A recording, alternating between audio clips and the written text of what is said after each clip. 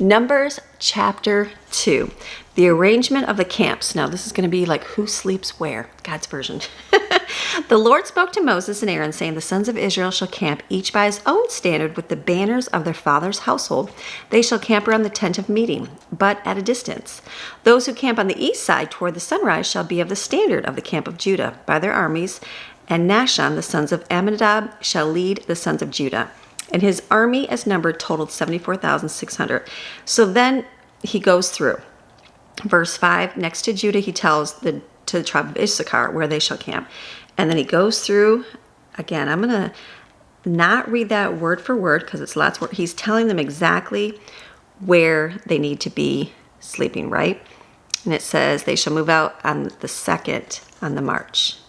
Verse 17, then the tent of meeting, the tabernacle, shall move out with the camp of the Levites in the middle of the other camps, just as this camp. So shall they move out every man in his place by their standards. On the west side shall be the standard of the camp of Ephraim by their armies. And he goes through, and his armies is numbered. He tells all the numbers. So it goes through and has them all the way around of where they shall be at for their camp. So some of this reading over the next little while is going to be a lot of like details of words and names that are harder to pronounce, but he is very detailed of where he wants everything. So it goes through verse 32. These are the men of the Israelites, 20 years and up, as numbered by their father's household. The total number of men was how many? 603,550. But the Levites were not numbered, right? Because the Lord commanded Moses not to include them.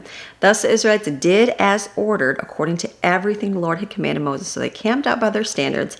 And so they moved out everyone with his family's clan according to his father's household. And so this is basically God arranging where everybody's going to sleep, which neighborhoods, who's going to be here, who's going to be there. He's telling people where to specifically be for their homes. Like if you've got a large family, you understand you've got sleeping arrangements. Like you're staying here, you're staying here. When you go into a house, if you're going to go on vacation, you've got plans of where everybody's going to be at. You have a system of where they're going to be. And I feel like in our own lives, God has the same thing for us, right? He has a place for you to be. Like we may think we can belong here, but if God doesn't assign us there, it's not going to work out. It's like he tells us where to go and where to be at and directs us. Thank goodness for that.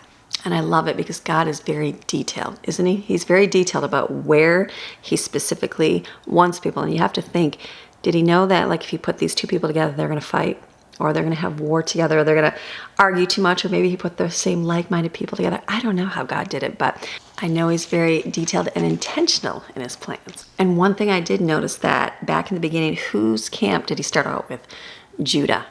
Like his camp, he started out with direction of where his is. Judah is leading the way for the lineage of Jesus. Isn't that pretty cool? That's a little takeaway from that chapter. So this is your daily Bible chapter, reading God's Word Monday through Friday. See you tomorrow.